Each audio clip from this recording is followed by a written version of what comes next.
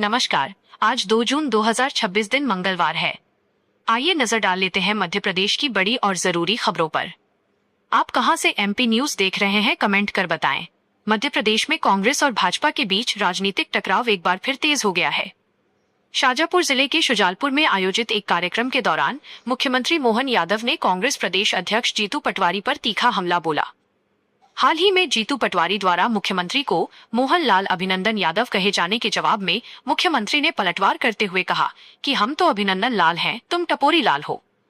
मुख्यमंत्री के इस बयान के बाद प्रदेश की राजनीति में नया विवाद खड़ा हो गया है। मुख्यमंत्री के बयान के बाद कांग्रेस नेताओं ने कड़ी प्रतिक्रिया व्यक्त की है। पूर्व मुख्यमंत्री कमलनाथ, राज्यसभा सांसद दिग्विजय सिंह, नेता प्रतिपक्ष उमंग सिंघार सहित कई वरिष्ठ नेताओं ने मुख्यमंत्री की भाषा और टिप्पणी की निंदा की है। कांग्रेस का आरोप है कि मुख्यमंत्री को संवैधानिक पद की गरिमा के अनुरूप भाषा का उपयोग करना चाहिए। पार्टी नेताओं का कहना है कि मुख्यमंत्री का बयान लोकतांत्रिक संवाद की मर्यादाओं के खिलाफ है। विरोध स्वरूप प्रदेश के विभिन्न जिलों में कांग्रेस कार्यकर्ताओं ने मुख्यमंत्री के पुतले फूंककर प्रदर्शन शुरू कर दिए हैं। भोपाल सहित कई शहरों में कांग्रेस ने विरोध कार्यक्रमों की घोषणा की है। राजनीतिक विश्लेषकों का मानना है कि आगामी चुनावी गतिविधियों और विभिन्न उपचुनावों से पहले दोनों प्रमुख दलों के बीच आरोप प्रत्यारोप का दौर और तेज हो सकता है। इंडियन प्रीमियर लीग के इस सीजन का खिताब रॉयल चैलेंजर्स बेंगलुरु ने अपने नाम कर लिया है। अहमदाबाद में खेले गए रोमांचक फाइनल मुकाबले में आरसीबी ने गुजरात टाइटंस को 5 विकेट से हराकर लगातार दूसरे वर्ष ट्रॉफी जीतने का गौरव हासिल किया। इस जीत के साथ टीम को 20 करोड़ रुपए की पुरस्कार राशि मिली, जबकि उपविजेता गुजरात टाइटंस को 12.5 करोड़ रुपए से संतोष करना पड़ा। फाइनल मुकाबले में विराट कोहली ने शानदार बल्लेबाजी करते हुए नाबाद 75 रन बनाए और 18वें ओवर की अंतिम गेंद पर छक्का लगाकर टीम को विजयी लक्ष्य तक पहुंचाया। उनके इस प्रदर्शन के लिए उन्हें प्लेयर ऑफ द मैच चुना गया। आरसीबी की जीत के साथ टीम के प्रशंसकों में उत्साह का माहौल देखने को मिला। हालांकि पूरे टूर्नामेंट में सबसे अधिक चर्चा राजस्थान के 15 वर्षीय बल्लेबाज वैभव सूर्यवंशी की रही। उन्होंने पूरे सीजन में 776 रन बनाकर ऑरेंज कैप अपने नाम की। 1 जून से देश भर में कॉमर्शियल एलपीजी सिलेंडर की कीमतों में फिर बढ़ोतरी कर दी गई है। दिल्ली में 19 किलोग्राम वाले कॉमर्शियल सिलेंडर की कीमत 53.50 रुपए बढ़कर 3113.50 रुपए हो गई है। इसके अलावा 5 किलोग्राम वाले एलपीजी सिलेंडर की कीमत में 11 रुपए की वृद्धि की गई है, जिसके बाद इसकी नई कीमत 821.50 रुपए हो गई है। मध्य प्रदेश में भी इस बढ़ोतरी का सीधा असर देखने को मिला है। भोपाल में कॉमर्शियल सिलेंडर अब 3116.50 रुपए में मिलेगा। इंदौर में इसकी कीमत 3222.50 रुपए, जबलपुर में 3290 रुपए, ग्वालियर में 3290 रुपए और उज्जैन में 3250 रुपए हो गई है। पिछले 3 महीनों में सिलेंडर की कीमतों में लगभग 1300 रुपए तक की वृद्धि दर्ज की गई है। होटल, रेस्टोरेंट, ढाबा और कैटरिंग व्यवसाय से जुड़े लोगों का कहना है कि लगातार बढ़ती गैस कीमतों के कारण परिचालन लागत में भारी वृद्धि हुई है। मध्य प्रदेश में तबादलों का आधिकारिक दौर शुरू होने जा रहा है। राज्य सरकार द्वारा जारी तबादला नीति के तहत 15 जून तक विभिन्न विभाग अपने अधिकारियों और कर्मचारियों के प्रशासनिक तथा स्वैच्छिक आधार पर स्थानांतरण कर सकेंगे। इसके लिए विभागीय स्तर पर तैयारियां तेज कर दी गई हैं। पुलिस मुख्यालय द्वारा आरक्षक से लेकर उप निरीक्षक स्तर तक के कर्मचारियों के तबादले 5 जून तक करने के निर्देश दिए गए हैं। इसके बाद जिलों में पुलिस अधीक्षक और पुलिस आयुक्तों ने स्थानांतरण की प्रक्रिया प्रारंभ कर दी है। वहीं शिक्षा विभाग समेत कई विभागों ने जिला स्तर पर पदस्थ अधिकारियों और कर्मचारियों का विस्तृत ब्यौरा मांगा है। राष्ट्रीय स्वास्थ्य मिशन ने संविदा कर्मचारियों के तबादलों के लिए 2 जून तक ऑनलाइन आवेदन आमंत्रित किए हैं।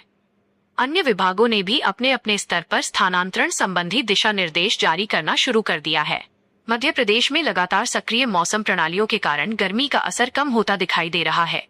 प्रदेश के कई हिस्सों में आंधी और बारिश के चलते रात के तापमान में उल्लेखनीय गिरावट दर्ज की गई है। रविवार और सोमवार की दरमियानी रात खंडवा प्रदेश का सबसे ठंडा क्षेत्र रहा, जहां न्यूनतम तापमान 19 डिग्री सेल्सियस रिकॉर्ड किया गया। पचमढ़ी में भी तापमान 19.4 डिग्री सेल्सियस रहा। राजधानी भोपाल में न्यूनतम तापमान 24.5 डिग्री, इंदौर में 26.4 डिग्री, ग्वालियर में 24.7 डिग्री, उज्जैन में 26 डिग्री तथा जबलपुर में 24.7 डिग्री सेल्सियस दर्ज किया गया। इसके अलावा दमोह, रीवा, खरगोन, छिंदवाड़ा, उमरिया, दतिया, धार, रतलाम, टीकमगढ़, सतना और मंडला सहित कई जिलों में भी तापमान सामान्य से कम दर्ज किया गया। मध्य प्रदेश की दतिया विधानसभा सीट पर प्रस्तावित उपचुनाव को लेकर राजनीतिक गतिविधियां तेज हो गई हैं। कांग्रेस विधायक राजेंद्र भारती की सदस्यता समाप्त होने के बाद ये सीट रिक्त हुई है और चुनाव आयोग को 2 अक्टूबर 2026 तक यहां उपचुनाव कराना है। उपचुनाव की संभावना को देखते हुए भाजपा, कांग्रेस और आजाद समाज पार्टी ने अपनी रणनीतियों पर काम शुरू कर दिया है। भाजपा की ओर से पूर्व गृह मंत्री नरोत्तम मिश्रा पिछले 2 महीनों से क्षेत्र में सक्रिय हैं और विभिन्न सामाजिक वर्गों के बीच संपर्क अभियान चला रहे हैं। यादव, पाल, क्षत्रिय और अन्य समाजों के लोगों को भाजपा से जोड़ने के लिए सदस्यता अभियान भी चलाया जा रहा है। मध्य प्रदेश सरकार शहरी और ग्रामीण क्षेत्रों में कॉलोनियों के विकास को लेकर एक समान कानूनी व्यवस्था लागू करने की तैयारी कर रही है।